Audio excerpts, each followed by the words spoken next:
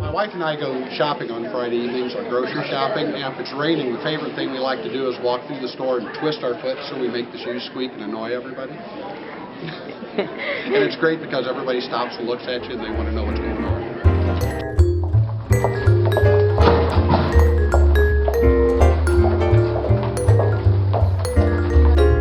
I wore moccasins today because I was lazy this morning and didn't feel like wearing anything else.